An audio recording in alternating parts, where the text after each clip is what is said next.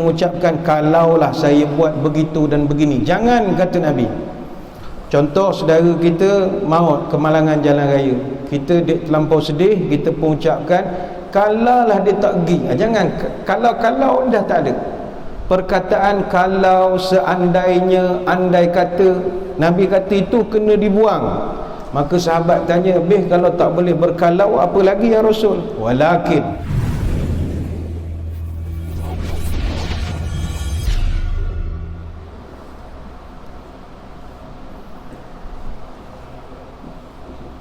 Assalamualaikum warahmatullahi wabarakatuh. Bismillahirrahmanirrahim. Alhamdulillahi hamdan katsiran tayyiban mubarakan fihi kama yanbaghi li jalali wajhika wa li 'azimi sultanik. Allahumma salli ala sayyidina Muhammadin abdika wa rasulika nabiyil ummi wa ala alihi wa sahbihi wa sallim. Nawaitu ta'alluma wa ta'lim wa tazakkura wa tazkir wa naf'a wal intifa' wal ifadah wal istifadah wal hasa ala tamassuki bi kitabillah wa sunnati rasulih wa du'a ila al huda wa dalalah ala al khair ibtigha'a wajhillah wa mardatihi wa qurbihi wa thawabihi lillahi ta'ala.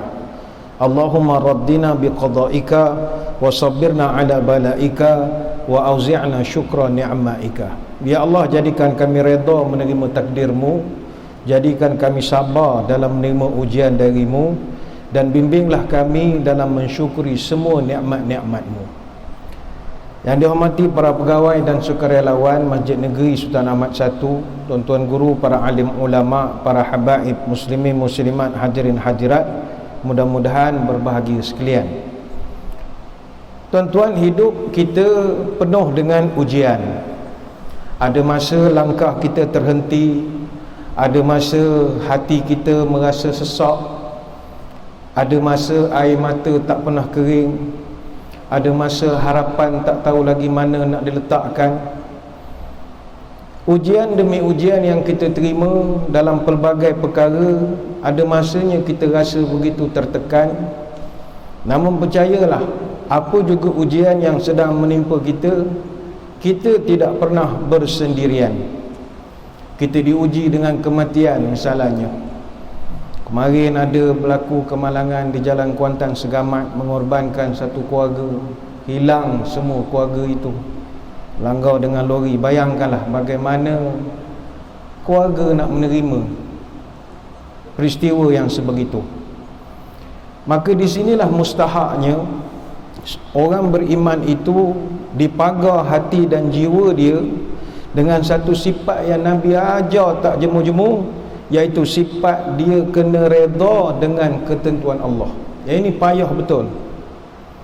Sebab tidak ada perkara yang berlaku melainkan telah ditentukan. Inna kulla syai'in khalaqnahu biqadar. Kami ciptakan tiap-tiap sesuatu itu ikut takdir dia. Ini dalam surah Al-Qamar ayat ke-49. Sebab itu Nabi sebut dalam dunia orang yang paling bahagia adalah orang yang boleh terima takdir Allah. Dia faham takdir. Min sa'adati bani Adam ridahu bima qadallah. Salah satu tanda bahagia manusia ini, dia redha terhadap apa yang telah ditetapkan Allah kepada dia. Wa min syaqawati ibni Adam tarkuhu istikharat Allah, wa min syaqawati ibni Adam sukhtuhu bima qadallahu lahu. Dan salah satu tanda sengsaranya anak Adam bila dia tidak lagi istikharah kepada Allah, maknanya dia tak serahkan kepada Allah untuk pilihkan mana yang terbaik untuk diri dia. Dan tanda kesengsaraan anak Adam juga apabila dia sudah mula membenci apa yang telah ditakdirkan oleh Allah kepada dia, apa sahaja. Sebab itulah Nabi didik kita, apa juga berlaku jangan mengeluh. Jangan mengeluh. Wa in asabaka syai'un fala taqul law inni fa'altu kana kadza wa kadza wa kadza. Kata Nabi, kalau kamu ditimpa sesuatu, maka mulut kamu janganlah bercakap perkataan seandainya saya begini-begini, ataupun kita mengucapkan kalaulah saya buat begitu dan begini. Jangan, kata Nabi. Contoh saudara kita maut kemalangan jalan raya, kita terlampau sedih, kita pun ucapkan kalaulah dia tak pergi. Jangan kalau dah tak ada. Perkataan kalau, seandainya, andai kata, Nabi kata itu kena dibuang. Maka sahabat tanya, kalau tak boleh berkalau, apa lagi ya Rasul? Walakin qul qaddarallah wa ma syaa fa'alah. Ucapkanlah, kata Nabi, Allah yang telah tentukan ini, dan apa yang Allah tentukan pasti akan berlaku. Sahabat tanya, kenapa tak boleh sebut kalau? Kata Nabi, fa in law tuftahu a'mal syaitan. Bila kamu bercakap ada perkataan kalau ataupun seandainya, andai kata dan sebagainya lagi, maka itu akan membuka jalan untuk syaitan masuk menggoda kamu. Hadis riwayat Imam Muslim. Sebab itu tidak adalah ucapan yang boleh kita berikan melainkan sabar dan juga redha. Salasatun man raziqahunna faqad raziqa khairat dunya wal akhirah. Siapa dapat 3 perkara dalam jiwa dia, maka dia dah dapat nikmat dunia dan akhirat. Apakah dia? Ar-ridha bil qada. Nombor 1 kata Nabi, dia boleh terima takdir Allah. Yang kedua, as-sabru 'alal bala, dia bersabar bila dia terima ujian. Yang ketiga, ad-du'a indar raha, dia sentiasa minta tolong dengan Allah. Sebab itu andai kata kita pun lah ditimpa musibah sakit misalnya, ada orang dia tak boleh terima kenyataan dia sakit, sebab dia rasa dia dah buat macam-macam ikhtiar supaya tidak sakit. Gula pun dia tak makan sangat, tepung pun tak makan sangat, nasi jauh sekali, exercise bilang minggu, beli basikal mahal, pergi gimnasium, jogging taman gelora, tiba-tiba sakit juga. Maka di saat itu dia bertanya, why me? Kenapa ya Allah saya? Orang lain hari-hari duduk kedai mamak tak sakit pun, saya pula dah sakit. Ketika kita bertanya why me, Allah tanya pula kepada kita, why not? Kenapakah aku tak boleh uji kamu? Kerana takdir mengatasi tadbir. Pandai macam mana pun kita mentadbir, kita tidak boleh lawan takdir. Sebab itu hadirin hadirat, isu takdir ni isu besar, kerana dia adalah rukun iman yang wajib dipercayai. Yang ini payah orang nak ingat balik. Keimanan orang beriman akan betul-betul komplit 100 markah kalau dia ada 6 rukun dalam diri dia. Dan daripada 6 rukun yang terakhir sekali adalah dia mesti percaya kepada takdir Allah. Itu rukun kita. Apa juga berlaku, ini kerja Allah. Tak kira sama ada takdir itu kita suka ataupun tidak suka. Wa tu'mina bil qadari khairihi wa syarrihi. Peristiwa Jibril alaihissalam datang jumpa Nabi, tanya beberapa soalan. Maka bila disebut tentang iman adalah engkau percaya kepada takdir, sama ada benda itu takdir yang kau suka ataupun tidak suka. Hadis riwayat Imam Muslim. Tapi bagi kita orang beriman, kita sentiasa mengetahui bahawa Allah sentiasa takdirkan kita yang baik-baik saja. Semua takdir Allah baik-baik saja, pasti ada rahsia. Baik itu kata Anas bin Malik, Nabi pernah sebut, ajibtu lil mu'min, aku pelik, kata Nabi, tengok perangai orang beriman. Innallaha la yaqdi lil mu'min qada'an illa kana khairan lahu. Aku pelik, kata Nabi, sebab Allah Ta'ala dia takkan mentakdirkan sesuatu ketentuan kepada seorang mukmin melainkan itu adalah takdir terbaik untuk dia. Hadis riwayat Imam Ahmad. Bila kita nak membicarakan tentang takdir, kita ni semua dalam masjid ada takdir kita masing-masing. Macam mana ulama membahagikan takdir? Dalam pandangan Islam, takdir ni ada 2. Satu dia panggil takdir mubram, satu lagi takdir mu'allaq. Dia kalau ikutkan pembahagian ini memang tidak wujud atas nama, tapi atas hakikatnya dia ada di dalam Quran, ada juga dalam hadis. Kita guna kaedah al-ibrah bil musammayat la bil asma'. Memang tak ada istilah itu, tapi kalau kita tengok dalam Quran, yamhullahu ma yasha' wa yuthbitu wa indahu ummul kitab. Allah hapuskan apa yang dia hendak dan dia menetapkan apa yang dia hendak. Dan ingatlah, pada Allah itu ada ibu segala suratan. Allah boleh mengatasi apa saja, walaupun ikhtiar kita lain, Tuhan boleh menentukan jadi lain. Ini surah Ar-Ra'd ayat 39. Jadi pertama sekali takdir dinamakan takdir mubram. Takdir mubram ini takdir yang dah ditulis di Lauh Mahfuz, takkan dikurang, takkan ditambah, takkan diubah takdir ini. Ini adalah ketentuan Allah yang telah berlaku dan takkan terhalang, tidak akan diubah oleh sesuatu pun. Allah sebut dalam Quran, ma yubaddalul qawlu ladayya wa ma ana bizzallami lil abid. Tidak akan diganti takdir aku dan aku tak akan zalimi hamba-hambaku. Surah Qaf ayat 29. Ada lagi satu takdir yang kedua, dipanggil takdir mu'allaq. Takdir mu'allaq, ini kita tak. Takdir mu'allaq ini takdir yang sudah ditetapkan tapi boleh berubah dengan kehendak Allah, bergantung kepada sebab-sebab yang diusahakan oleh kita. Sebab itu namanya mu'allaq. Mu'allaq ini benda tergantung. Kalau orang putih panggil depends. Mana dia punya kejadian takdir itu berlaku depend kepada sebab-sebab yang tertentu. Jadi ini adalah takdir yang tak mesti berlaku dan dia bergantung kepada sesuatu perkara yang kita buat yang menjadikan dia berubah. Contohnya, Allah boleh panjangkan umur kita bergantung pada amalan kita. Sama ada amal ibadah yang khusus, contoh Nabi pernah sebut, siapa yang menjaga silaturahim, tak kelahi dengan orang, jaga anak beranak, adik-beradik, Allah panjangkan umur. Jadi itu yang akan boleh menambahkan kepada takdir itu ada perubahan. Ada juga takdir yang para ulama mengatakan ada lagi yang dipanggil takdirul am. Takdirul am ni takdir yang bersifat umum. Allah atur semua, dunia, alam, jagat raya ni semua dah diaturkan. Ada takdirul basyari, takdir yang berlaku hanya untuk kita manusia saja. Yang ketiga ada takdirul umri, takdir yang Allah tentukan pada umur sahaja. Ada takdirus sanawi, takdir yang berlaku secara annual, secara tahunan. Ada takdir yang takdirul yaumi, takdir yang berlaku secara harian. Ini ada perbahasan dia.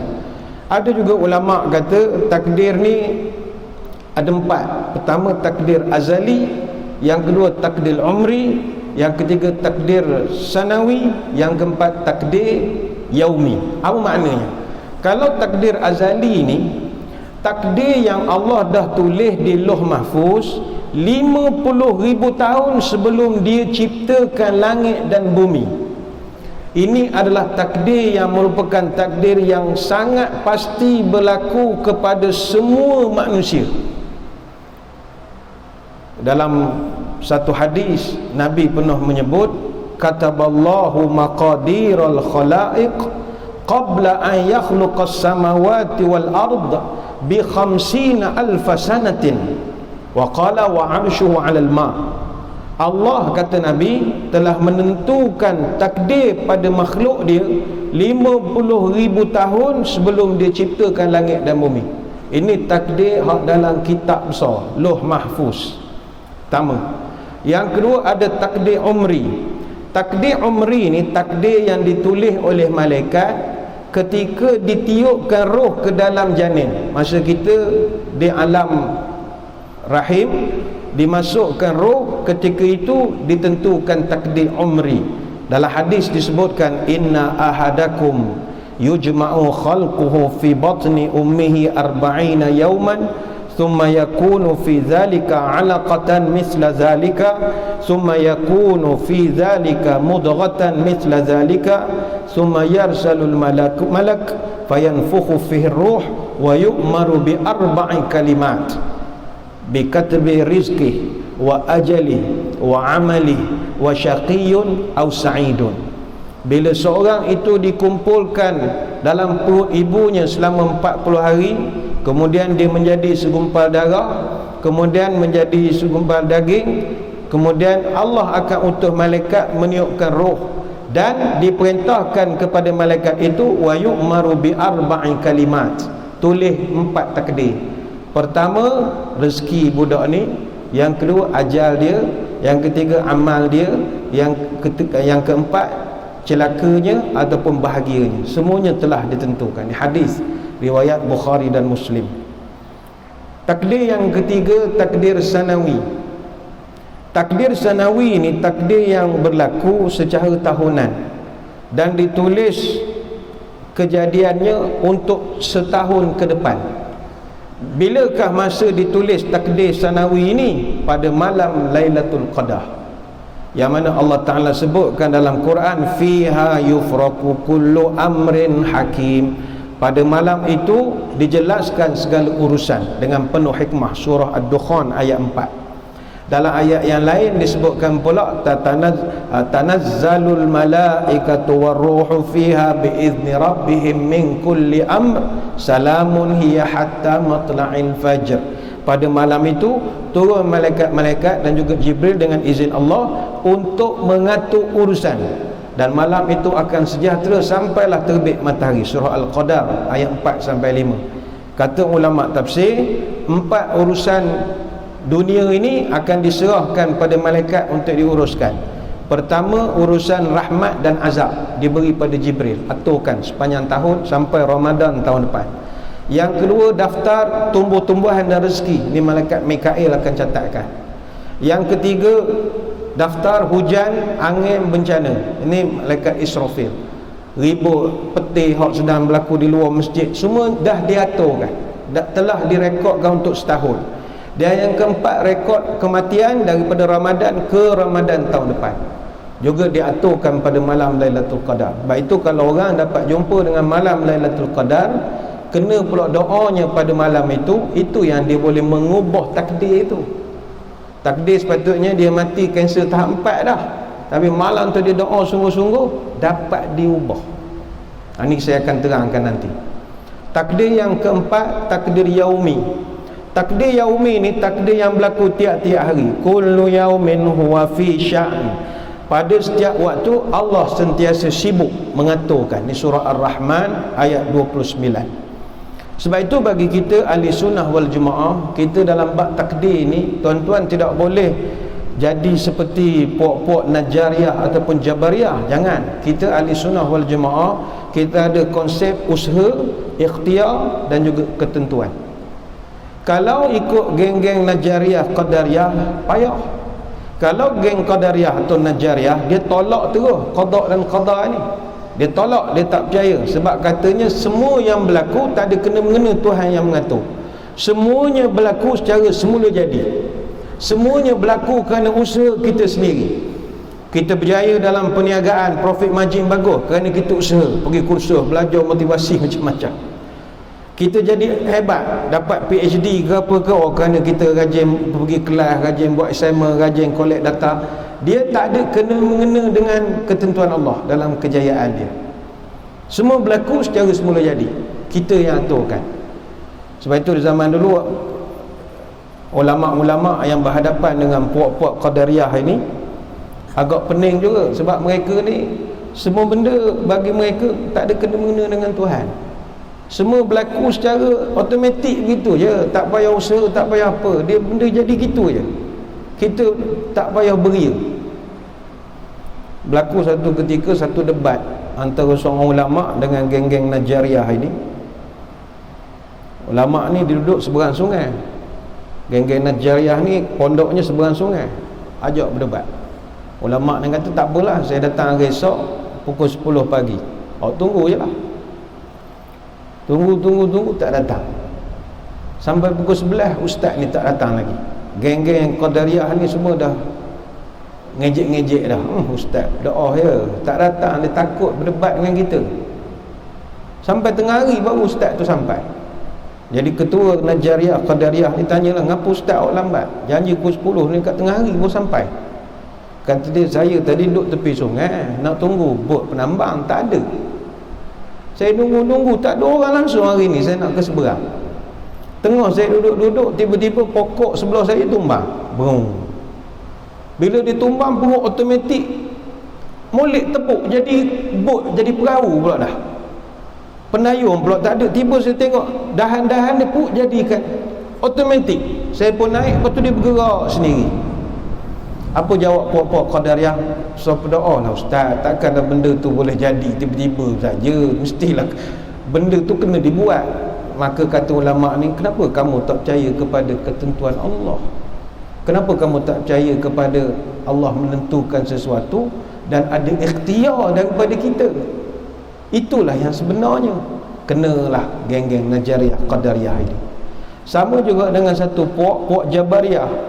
Jabariyah ini, bagi dia manusia ni tidak ada ikhtiar. Semuanya Allah takdirkan berlaku. Hatta kalau dia tak semayang pun dia kata Allah dah tentu ke kawan begini, nak buat macam mana? Allah dah tentukan kawan jadi perampok, jadi penagih dadah, jadi penipu, jadi ambil rasuah. Allah dah tentukan. Kita tanya, bang, awak ni umur dah kat 70, belum ke Mekah buat haji. Memang Tuhan dah tentu begini, kau tak pergilah. Dia kata, memang gini dah takdir. Orang tangkap dia tak puasa. Ngapa tak puasa? Takdir Allah berlaku. Saya nak buat macam mana? Dah ditentukan di Lauh Mahfuz. Ini tidak betul juga. Tidak semua itu hanya 100% ditentukan oleh takdir. Ada juga usaha kita. Benar dulu zaman Imam Ahmad ada satu cerita, orang ajak dia berdebat pasal isu kita ni Allah dah tentu, tak payahlah beria sangat. Jadi diceritakan ada satu ulama ni zaman Imam Ahmad, dia tampar je geng ni. Tak ada debat-debat, tak ada pasal nak debat-debat pusingan pertama, pusingan kedua, ke lempang terus je. Pergi lempang. Geng-geng Jabariyah marah, takkan main kasar, kata nak berdebat, apa sebab awak lempang? Ulama ni jawab, bukan saya nak melempang, ni takdir Allah Subhanahu Wa Taala. Ni minta maaf banyak. Lempang sekali lagi, Allah takdir sekali lagi pula, dah banyak tu takdir pagi ni. Baru dia faham bahawa ikhtiar itu ada. Jadi bagi kita orang ahli sunnah wal jemaah, kita sederhana. Tidaklah kita mengatakan 100% ikhtiar dan tidak 100% takdir. Ada ikhtiar, ada ketentuan. Sebab itu ketentuan Allah ni, kalau nak mudah faham, kita pecahkan kepada 3. Dia panggil kudrat, takdir, nasib. Dia ada 3 pecahan yang berbeza juga. Kebanyakan kita menganggap kudrat, takdir, nasib sebagai benda yang sama. Ini sebenarnya ada berbeza. Kudrat ni kehendak Allah terhadap seluruh makhluk ciptaan dia, bukan manusia saja. Matahari, bulan, bumi, bintang, tanah, masuk juga manusia. Sebagai contoh, Allah dah takdirkan tajam memotong, panas membakar. Itu dah ditakdirkan. Penyakit berjangkit, itu dah ditentukan. Tiba kita nak lawan takdir itu, mati ya. Contoh pisau patutnya tajam, kita baru tengok cerita Mat Kilau, semangat sikit, tikam perut sendiri, mati betul. Sebab tajam itu menikam. Sunnatullahnya begitu, SOP standard. Mungkin adalah orang yang dikecualikan, Nabi Ismail tak luk dia pisau, tukar jadi kambing. Tapi kita nak label Nabi Ismail, Haji Mail, bukan label Nabi Ismail. Ataupun api membakar, itu asas sunnatullah, takdir secara kodratnya. Tiba kita nak cuba, tak boleh.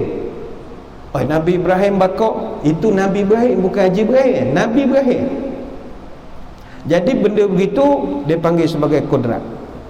Ada yang dia panggil yang kedua, takdir. Takdir ni hierarki manusia.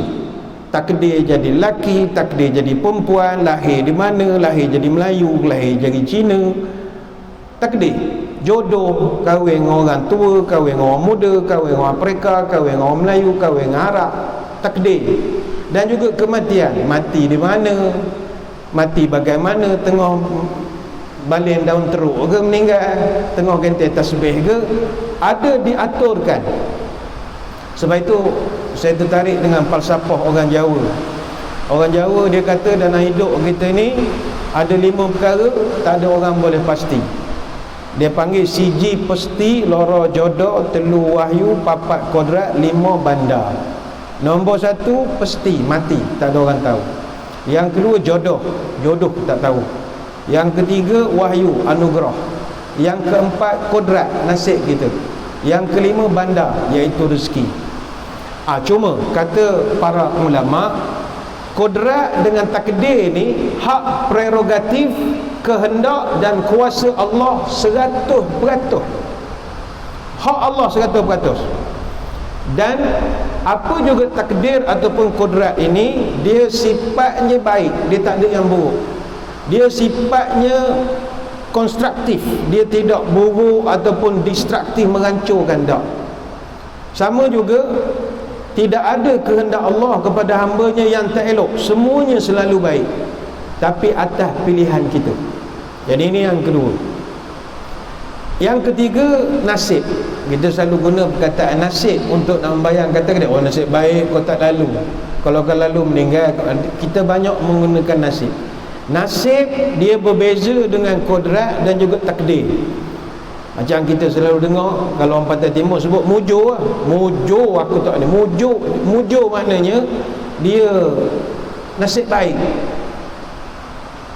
Kalau orang nak mencari rezeki di perantauan, dia panggil, saya cuba nak mengadu nasib di Kuala Lumpur. Kita nasib ni dekat dengan bahasa kita orang Melayu. Jadi nasib ini diserahkan oleh Allah kepada hamba-Nya untuk menentukan. Contoh, kita nak senang, nak sedih, nak kaya, nak miskin, nak berjaya, nak gagal, kita kena buat pilihan. Sebab itu dalam Quran Allah Ta'ala menyebut, aku tak akan ubah satu kaum sampai kaum itu sendiri mengubah nasib dia. Ma bi anfusihim. Anfusihim maknanya nafsu, diri orang itu sendiri. Baik itu kalau kita tengok perkataan nasib dalam bahasa Arab, nasib ni maknanya al-hafzu min kulli syai', satu bahagian daripada segala sesuatu. Kalau dari segi jamak atau pluralnya dipanggil sebagai ansibah. Sebab itu nasib itu boleh diarahkan, boleh dibentuk, to be shaped, kita boleh tentukan. Macam kodrat dengan takdir itu terpaksa kita pikul, tapi nasib kita boleh tentukan. Contoh, dulu orang Jepun, badan mereka ni rendah je, tak tinggi, pendek-pendek je orang Jepun dulu. Sampai orang Melayu dulu panggil orang Jepun ni bangsa katik. Dulu bangsa katik orang Jepun ni, rata-rata ketinggian 150 cm lah kurang lebih. Tapi sekarang kalau tuan-tuan pergi ke Jepun, pergi ke Tokyo, kita pula hak katik, dia dah jadi tinggi-tinggi dah orang ni. Apa sebab? Sebab bangsa Jepun dia telah memahami kodrat Tuhan yang dilekatkan pada unsur-unsur makanan tertentu, karbohidrat, protein, kalori dan macam-macam. Dia kaji benda-benda itu, dia ubah pola dan unsur makanan dia, jadi dia dah jadi bangsa hak tinggi lebih daripada kita sekarang. Contoh lain, kodrat yang Allah tentukan pada kekuatan kulit manusia ada batas dia. Tetapi ahli-ahli seni pertahanan diri, karate ke, taekwondo ke, silat ke, apa ke, dia boleh pecahkan batu bata, membengkokkan besi. Apa sebab?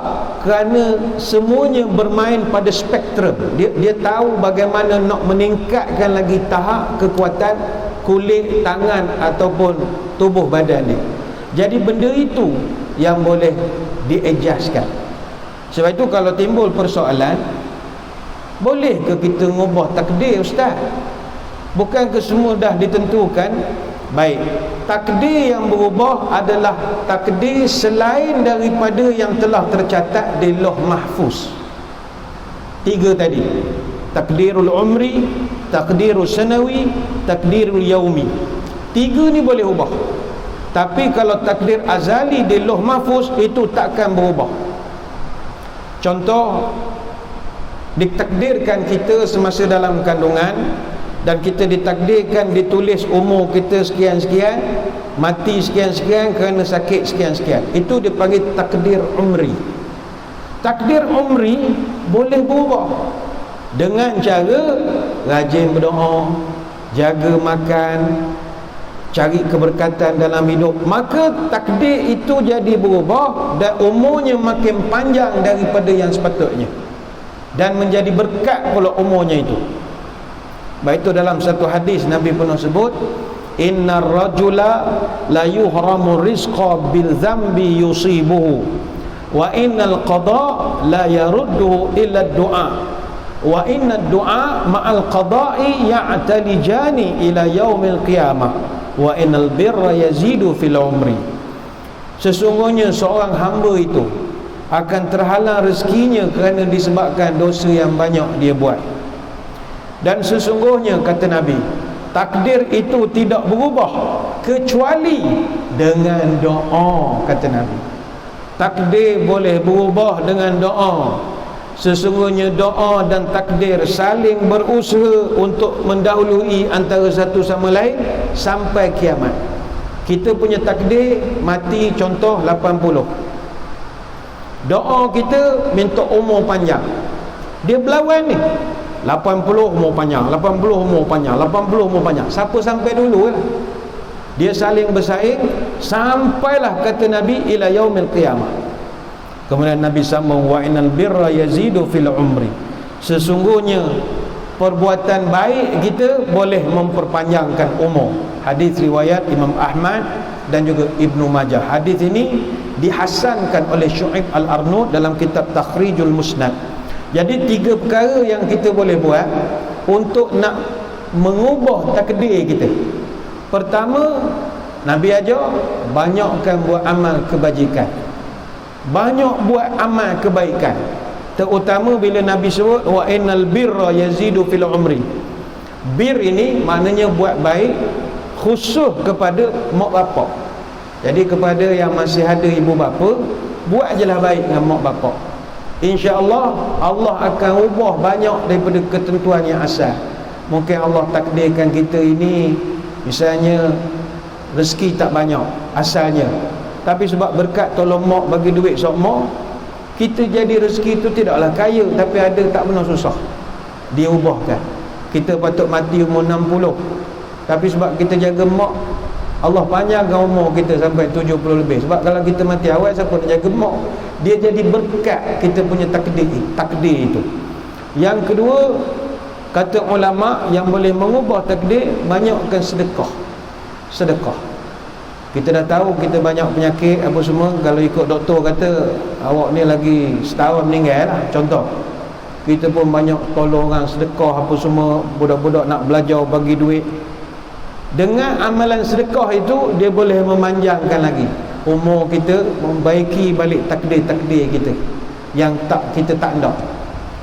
Dan yang ketiga, sudah pastinya adalah doa.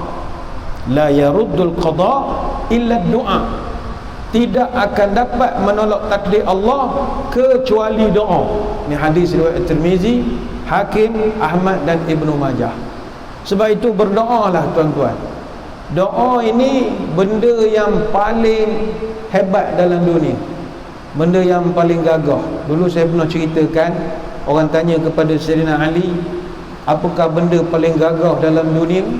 Jawab Sayyidina Ali, gunung. Ada tak lebih gagah pada gunung? Ada.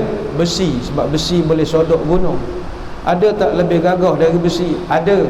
Api, kerana dia boleh cairkan besi. Ada tak lebih gagah daripada api? Air, sebab dia boleh madamkan api. Ada tak lebih kuat lagi daripada air? Awan yang membawa hujan. Sekarang hujan, awan tu yang membawa. Sebab itu awan, kalau kapal terbang langgar, bergegar, satu kapal bergegar, nampak je lembut macam kapal, stres langgar sekali. Ada tak lebih gagah daripada awan? Kata ahli ada, angin yang meniup awan itu. Ada tak lebih, panjanglah soalannya, sampailah dia beritahu benda paling gagah manusia. Apakah yang paling gagah? Manusia. Apa yang lebih gagah selain pada manusia? Kata Sayyidina Ali, mengantuk. Mengantuk benda gagah. Tuan-tuan kalau mengantuk, tidur je lah, tak usah lawan. Dia gagah. Kita hebat silat macam mana pun, dan mengantuk, mamah lah gula-gula sampai kecil manis makan. Tak ada. Kalau nak tidur, tidur je lah. Umur-umur sekarang tak ada lah. Yang geng ngisap rokok, sakit-sakit paru-paru ngisap, tak ada. Dia kalau dah ngantuk, tidur je lah. Jalan tu dah nampak lain macam highway apa semua. Orang tanya, ada tak lebih gagah daripada mengantuk? Ada. Apa dia? Susah hati. Susah hati menyebabkan orang mengantuk, cancel tidur. Baru nak lelak, dapat berita mak sakit, ayah masuk hospital, tak jadi tidur kita. Kita runsing, anak kita bimbang, kebimbangan. Orang tanya lagi, ada tak lebih gagah daripada susah hati dan kebimbangan? Ada. Apakah dia? Doa. Doa mana paling gagah sekali. Dia boleh menghapuskan kebimbangan. Dan kita dengar malam ini Nabi sebut, la yaruddul qada illa doa. Tidak akan berubah takdir melainkan doa. Maka banyak berdoa kepada Allah. Ya Allah, aku tak tahu apa penghujung hidup aku ni macam mana, aku tak tahu. Mati di mana, mati bagaimana, semua Engkau dah tentukan. Tapi ya Allah, berilah aku kematian yang mulia, kematian yang menyebabkan orang cemburu dengan kematian aku. Mati di Mekah misalnya, orang cemburu, tuan-tuan, macam mana dia boleh dapat mati di Mekah? Mati di Madinah, mati malam Jumaat, mati yang bagus-bagus lah semua. Dan bila meninggal pula orang ziarah ratusan, ribuan orang. Orang uruskan jenazah sampai ke kubur penuh orang. Jadi ini tanda-tanda kemuliaan, husnul khatimah. Benda ni kena minta. Kena minta. Begitu juga rezeki, minta kepada Allah. Jadi ini yang pertama. Dalam kita berhadapan dengan takdir Allah, nombor satu, terima takdir Allah. Nombor dua, doalah supaya kita dapat penghabisan yang baik-baik, ketentuan yang baik. Dan yang ketiga, kata ulama, mesti belajar untuk redha kepada ketentuan Allah. Yang ini payah sikit, payah. Baik itu kalimat redha ini, dia daripada bahasa Arab, daripada perkataan radiyah. Radiyah ni maknanya rela, ataupun dia senang, suka. Dia dapat tu dia redha lah. Lawan kepada redha dipanggil as-sukhti. Sukhti ni maknanya orang yang tak berkenan, marah, tak suka. Sebab itu redha ini payah nak dapat, melainkan kena mengaji tasawuf. Redha ni dia tak ada dalam fiqh, bukan tak ada, dia tak ada disiplin itu. Nak belajar redha kena belajar dalam tasawuf. Sebab ilmu tasawuf, ilmu didik nafsu. Ini kena faham. Orang sekarang banyak berdebat pasal tasawuf, tarikat, bagai-bagai. Dia ilmu tarikat ni ilmu rasa, bukan ilmu berdebat. Tarikat kalau bawa berdebat, dia jadi fitnah. Sama juga amalan tarikat, patutnya amalan tertutup, amalan kita, bukan nak ditunjuk. Sekarang budak-budak ni ambil gambar, menyebabkan benda tu orang jadi cakap yang bukan-bukan. Sebab orang tak boleh nak terangkan dalam satu video saja. Baik itu, tasawuf adalah ilmu untuk kita nak didik nafsu. Sebab nafsu manusia ni, para ulama bahagikan dia ada beberapa tingkat. Yang paling teruk nafsu amarah. Amarah ni nafsu yang paling mudah terdedah kepada godaan. Paling mudah. Dia boleh jadi jahat sekejap saja. Orang yang dikuasai nafsu amarah, bagi dia buat baik ke buat jahat ke serupa. Tak ada beza. Macam kita orang masjid, tak adalah baik sangat, tapi kalau buat benda jahat, rasa benda tu bersalah. Contoh tuan-tuan, kalau lepas balik sembahyang isyak, orang ajak minum air sekati dua kati, air minuman keras, lama terbenung, kita rasa tak tergamak, walaupun kita tak adalah baik sangat. Tapi orang yang hidup dengan nafsu amarah, bagi dia serupa je. Minum teh obeng 5 dengan minum arak serupa, tak ada beza. Orang begini dia tak menyesal kalau buat jahat, bahkan dia lega, gembira dan bangga pula dengan kejahatan yang dia buat. Ni kena didik lah. Nafsu ni nak kena didik. Bila didik naik sikit, pergilah nafsu lawamah.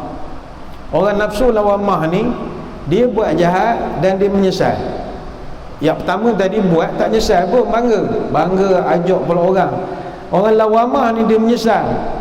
Dia tak hendak buat jahat, tapi dia tak mampu nak lawan kehendak dia. Dan bila dia buat jahat, dia sedih, menyesal, tapi esok buat lagi. Ini jenis masuk penjara, insaf keluar, buat lagi, masuk balik. Dia lawamah. Jadi kita kena cuci lagi, cuci dengan zikir lagi. Pergilah satu peringkat panggil nafsu mulhamah. Mulhamah ni nafsu yang telah diberi ilham, nafsu yang dah dipimpin, ada hidayat. Dia dah duduk atas sempadan border antara nak buat baik dengan nak buat jahat, tapi dia belum baik lagi, sebab dia baru ada ilham nak jadi baik. Dia tengok orang sibuk ke Mekah ni, terdetik hati dia, aku orang habis haji ni esok, aku nak pergi umrah kan. Dia dah ada dah kehendak. Hak geng-geng nafsu hak dua pertama, Mekah tak jejak, duit banyak Mekah tak pergi. Dia tanya apa tak pergi, relax lu muda. Dia memang tak ada. Orang nafsu mulhamah ni dia dah ada, cuma dia baru ada ilham baru. Zikir-zikir lagi naik mutmainnah. Mutmainnah ni orang hidup tenang, tak tergugat oleh kesenangan atau kesusahan. Ini orang yang redha ni. Dia dah tak tergugat, senang, susah, sihat, sakit, pujian, hinaan, serupa bagi dia. Dia tak kisah. Orang puji pun dia dah tak sombong, orang kutuk dia tak berasa hati, sakit pun dia gitu je, sihat pun dia gitu jugalah. Dulu dia kaya, dia biasa je. Jatuh miskin, tak adalah menangis. Dulu ada jawatan menteri kabinet misalnya, sekarang dah tak jadi. Gitu dia hidup je gitu. Orang macam ni nafsu mutmainnah, semua bagi dia sama saja. Pujian tak berbunga, dikeji tak rasa sakit, tak ada marah, tak ada dendam. Nah, ini redha. Jadi nak sampai pada proses mutmainnah, nafsu yang keempat, nak kena clear tiga yang bawah. Dia macam gelas, kalau di dalam tu air tu dah tak molek, kita tak boleh campur dengan air lain. Kita kena buang dulu, cuci gelas tu baru masuk air baru. Jadi sekarang nak masuk redha, kena buang mulhamah, yang jahat-jahat ni kena buang dulu. Sampai mutmainnah ni dah baik sangatlah. Apa juga berlaku pada dia, dia redha. Contoh, dia keluar pada masjid ni sekarang, tengok selipar dia habis basah.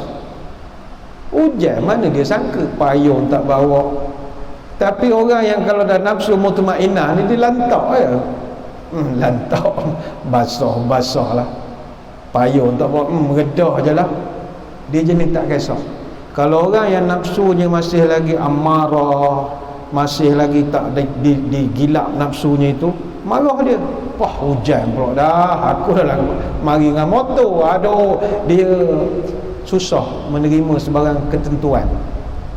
Ataupun dia keluar, dia tengok keretanya garut dia orang, bergeser dengan kereta mana, dia relax je. Ini garut ke apa, warna pula. Itu dia panggil mutmainnah. Lagi tinggi adalah, kita nak lagi tinggi tu bonus kalau dapat, alhamdulillah. Yang tinggi sikit nama nafsu radiyah. Radiyah ni dia redha dengan apa saja yang Allah tentukan, bahkan dia sampai peringkat terhibur dengan ujian. Contoh, dapat berita anaknya accident, dia tak sedih, tak apa, bagi dia itu hadiah daripada Allah pada dia. Ni tinggi sangat tuan-tuan, ni tahap wali-wali ni. Orang pesen gini, kalau orang lempang dia tak marah, tak lempang sebelah lagi, dia nak pula sebelah lagi. Bagi dia ini ujian daripada Allah, nak tengok aku sabar ataupun tidak. Kita dapat peringkat ni dah jadi wali, Tok kenali lah kita lah. Kalau level itu tinggi sangat. Ada orang yang nafsu mardiyah. Mardiyah ni, apa yang dia buat semua Allah redha dia buat. Orang nafsu mardiyah ni biasa tok wali, sebab mulut mereka masin. Baik itu orang yang sampai peringkat nafsu mardiyah, sangat menjaga percakapan, tutur kata. Dia tak cakap sebarang-sebarang, sebab cakapan mereka masin. Kalau dia kata celaka, celaka lah. Orang tu kita tak ada tu, orang nafsu mardiyah. Yang nafsu tertinggi sekali, terbaik, nafsu kamilah. Biasa kamilah ni tak dapat ke orang biasa. Macam kita ni dapat nafsu tahap ke-6 pun tahan dah. Tahap ke-6 mardiyah tu dah terlampau tinggi sangat. Kamilah ni biasanya manusia tak dapat. Manusia macam kita yang dapat ni rasul, para nabi, sempurna dah nafsu mereka itu. Jadi sebab itu balik kepada tadi, dalam kita menghadapi ketentuan takdir Allah, mesti redha. Nak dapat redha, kena cuci nafsu kita. Dengan apa nak cuci nafsu? Tak ada dobi boleh cuci nafsu, melainkan kita mengaji tasawuf. Kita belajar macam mana mengenal hati, mengenal sifat Allah. Kita mengenal zikir-zikir amalan, wirid-wirid tertentu untuk nak cuci. Payah nak buang nafsu yang macam-macam ini. maka dengan terhasilnya kita mencuci segala kekotoran dalam hati, barulah orang itu akan dapat tahap redha dengan apa yang Allah tentukan. Cuma tuan-tuan, bukanlah malam ni kita nak mengatakan orang Islam ni tak payah berusaha lebih, semua Allah dah takdir. Dah, kita dah sebutkan tadi, ada benda tertentu Allah dah kata, aku takkan ubah kalau kau tak ubah diri kau sendiri. Mana kalau awak nak jadi peniaga yang berjaya, awak buatlah perniagaan dengan strategi yang betul. Jangan jadikan keuntungan sebagai matlamat. Jadikanlah perniagaan sebagai medan membantu orang, medan untuk nak beri pekerjaan kepada orang kampung. Dia ada niat lain. Dia bukan niat hari ni aku kena target dapat, bukan duit. Tuan-tuan pergi kursus nak jadi orang kaya, pergilah, tak ada masalah. Memang dia memang target dia margin berapa, profit gini, silakan. Tapi kita orang Islam ni, apa juga kita buat, tak kira lah berniaga ke, jadi imam ke, kerja pegawai kerjaan ke, kita niat nolong orang. Maknanya barang kita jual, niat nak tolong orang, ada barang. Niat kita nak bagi orang kampung ada kerja, kita bagi gaji. Kalau begitu niat, Allah bantu juga. Allah akan bantu bagi rezeki lebih lagi kepada kita. Banyak nak diceritakan, tapi saya kira sekadar itulah sembang-sembang pada malam ini. Sebagai kesimpulan, apa juga takdir yang Allah berikan kepada kita, kita doa kepada Allah, semoga Allah membimbing kita untuk bersabar, ikhlas, istiqamah dan redha atas ketentuannya. Kepada Allah lah kita berserah diri, dan kepadanya lah kita memohon pertolongan. Sekadar itu, sebelum berpisah, mari kita menadah tangan berdoa, moga majlis diberkati ilahi. A'udzubillahi minasyaitonirrajim. Bismillahirrahmanirrahim.